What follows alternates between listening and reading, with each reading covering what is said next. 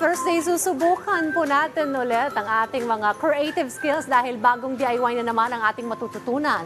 This morning, iti-challenge natin ang ating sarili na gumawa ng mini flowers gamit ang makukulay na mga laso. At syempre, para samahan at igay tayo sa paggawa nito, ay kasama natin si John Michael Aviso na isa sa mga gumagawa at nagbebenta ng mini satin ribbon flowers. Welcome to Rise and Shine Pilipinas, Ang cute na Hello po sa ating lahat. Hi, Rise and Shine Pilipinas. Good morning! Go. Paano mo ba nasinimulan yung ganitong mini business mo? Actually po kasi student po kasi ako and kailangan kong ma-sustain yung gastos ko. So, nag-isip ako ng bagay na pwedeng makatulong sa akin. Nag-search ako sa internet. Hindi sa akin original to.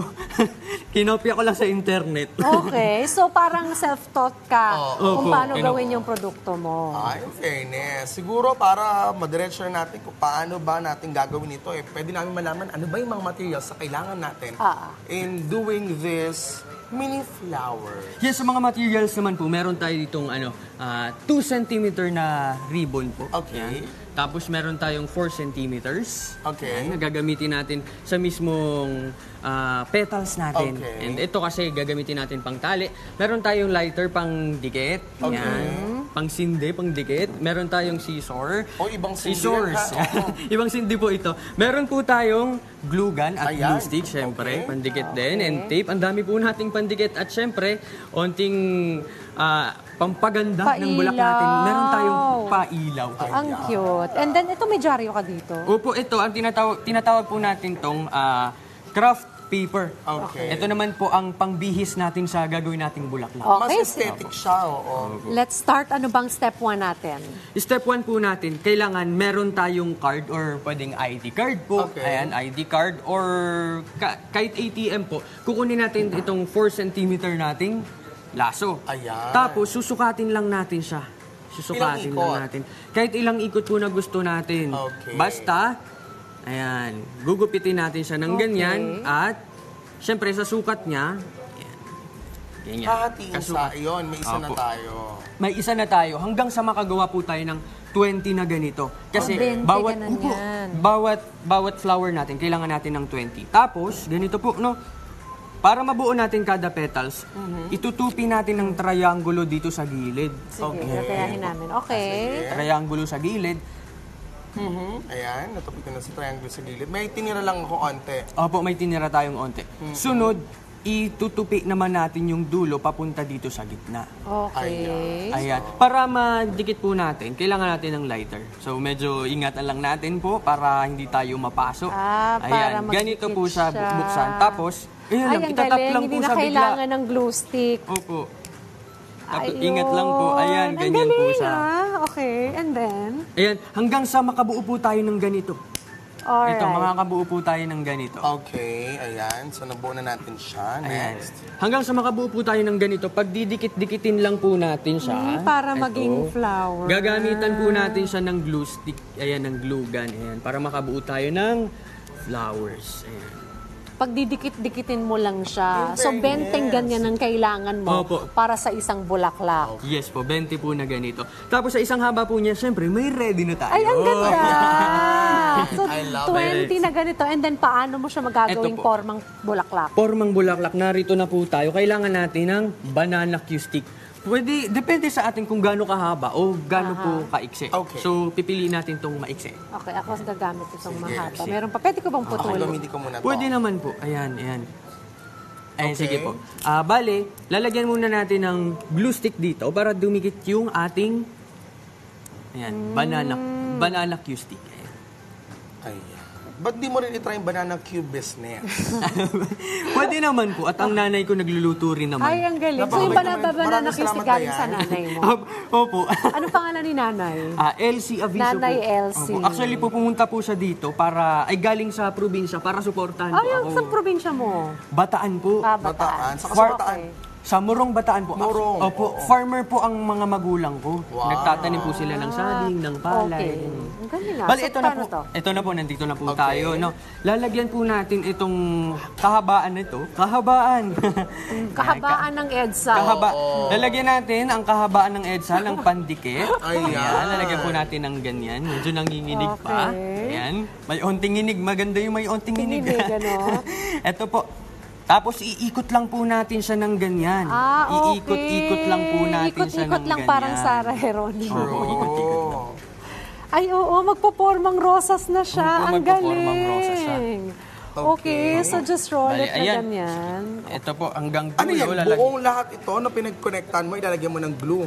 Opo, lalagyan po natin siya ng glue para mabuo natin siyang parang Ako rosas. ipo-forma ko siya ng ganyan. Ay, ang gandang pangregalo nito sa Teacher's Day. Yes. Sana, kasi sa mga schools ka ba na pwesto? Ay, pumupwesto po ako sa Mayamot National High School. Ay, Kasama po ang aking kaibigan. Oh, di ba?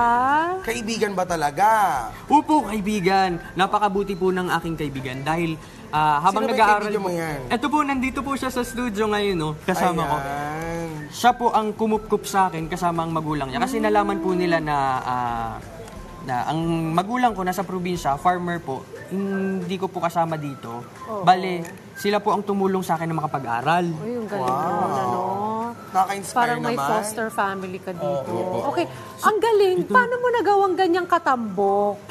Depende Kasi- po sa ating sa glue stick natin. Okay. Sa dami Kasi sa akin, niya, opo. parang hindi pa gaano nag-bloom. Opo, tsaka sa natin, sa control din po ng paligid Ang galing! natin. Okay na rin po yan, maganda na rin po yan. Oo. Tapos pwede ka rin gumawa ng bouquet, damihan mo lang. Opo, actually meron po tayo dito. Oh. At ang Mas maganda wow, dito, ayan. Dito po. ayun, lalagyan mo pa pala ng mga pailaw. Opo. Uy, Ito alam po, mo sa lahat ng nilagyan natin DIY ng natin, design. isa to sa mga pinaka na-enjoy ko na ginagawa ko. Oo.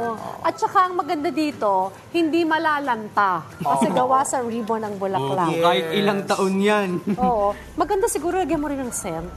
Sige po, Para maganda pong suggestion yan. Pagka-amoy-amoy mo, ang bango-bango ng Pero usually, magkano ang range ng price nito? Sa mga ganito po, sa maliliit, yan, eto po, pwede natin siyang ibenta ng 60 pesos and up po. Yan, kasi effort po at saka yung pagod yung binabayaran din po natin dito eh. Tapos May para materials. etong mga may ilaw, may onting design siya, pwede natin siyang ibenta ng 70 pesos pataas. Ang ganda nung sayo. Ang ganda po. Oo. Mas maganda ka, Mars, huwag ka magpapatalo. Meron ka bang social media page na pwedeng siguro mag-order sa'yo, yung mga gustong maka-avail? Sa social media page naman po, meron akong Facebook, Mitch Abiso po ang aking pangalan doon. May mga ginagawa ka pang ibang mga pang-regalo dito. Ano Opo, ito? ito po ay ino-order ko lang din sa online. Okay. Kada parte ito. Yung mga gamit dito. Tapos ina-assemble ko na lang po siya. Pinagsasama-sama ko siya dito. In fairness, very resourceful naman talaga Totoo, itong at si saka Mitch. very entrepreneurial yung Yes. kanyang isip, na kinuha lang niya yung idea sa online, ginawa niya na rin sariling negosyo. Since you're a student, anong course mo? Mascom po. Mascom. Mascom. Magaling na magsalita, tapos maabilidad pa sa paggawa ng ganitong mga products. O, di ba? Pwedeng-pwede ka sa advertising, marketing, and promotion. Totoo. Siguro advice na lang din sa mga kagaya mong estudyante pa na gusto ring kumita, magkaroon ng extra income, pang-tustus din sa tuition at mga gastos sa eskwela. Anong ma-advise mo sa kanila? Para sa akin po, ma-advise ko lang na once na nakaisip ka ng isang bagay na maganda, huwag kang mahiyang gawin yun, itry. Kasi kung magkamali ka man po, may pagkakataon talagang magkakamali ka. Pero, di ba, matapos yung ilang ulit po, magagawa mo na siya, mape-perfect mo na siya. At kung kaya mo para sa sarili mong gumawa ng mga bagay na makakatulong sa iyo, why not, nagawin mo na siya, umpisahan mo na siya. Huwag ka nang magpaligoy-ligoy pa. And that, ay bongga, dahil dyan deserve mo ang flower. Yes, flowers for me too. Nanlagyan ko ng craft tape. Ang ganda naman Ang po ganda. niya. Parang ikaw yung next, parang siya yung next na pwedeng maging host ng mga ganito klase, mga craftsy products. Tapos maganda lagyan mo ng maabilidad. pailaw yung Lagyan ginawa natin. Lagyan ng mo. Ang pailaw. galing ni Profi, di ba? So dahil dyan, kukumpetensyahin ka na rin niya. Gagawa na rin ready siya na ng ako. ganito.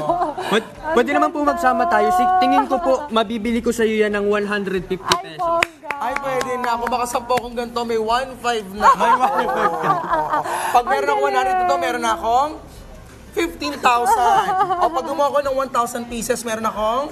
Dapat po hindi mo ko tinatanong sa mga mascom ka talaga. Opo, mascom ako Ang eh. dami din talaga nating magagawa through this creativity na ginawa syempre ng ating kasama si Mitch ngayong umaga. Napakabongga nitong mini flowers na ito. Thank you so Thank much you. for Thank you. Thank you so Thank you din much. po. Thank you po sa pag-invite. Ayan. John Michael Avisa, thank you so much ha. O sige, mo gusto mong batiin ngayon, pagbibigyan kita.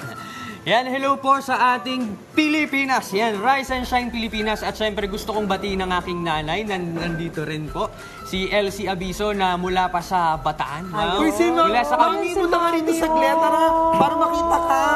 Grabe, galing pa ng Oh, Bataan diba? si Mami. Galing pa Very ng supportive sa Bataan. kanyang anak. Tara na, Tsaka, Mami. maganda na naipapasa niya yung pagiging isang entrepreneur sa kanyang Ayan. mga kapamilya. Ayan. Uy, good luck sa inyong mga business endeavors at ipagpatuloy niyo lamang yan, para sa ikagaganda pa ng ating buhay. Tingnan ko lang Salamat! saglit ng message ito si Mami. Ay, sige, Mami, kaso, how do you support ayan yan, microphone, si Mitch sa kanyang business, sa kanyang pag-aaral, of course?